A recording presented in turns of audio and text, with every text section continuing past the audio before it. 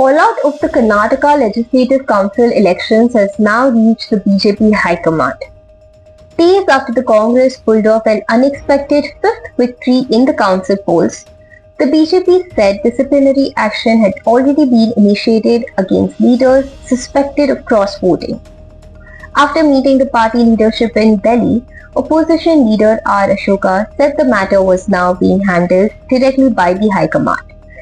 He indicated that the party had identified those believed to have gone against its official stand.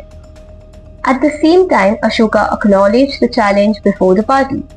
Since voting was conducted through a secret ballot, there is no conclusive way to establish who cross-voted.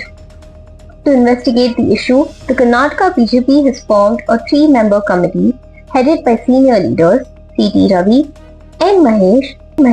The panel has been asked to submit its findings by June 25th. The controversy stems from the June 18th council elections where Congress won 5 of the 7 seats despite having numbers for only 4. The BJP secured 2 seats while the JDS failed to win its lone contest.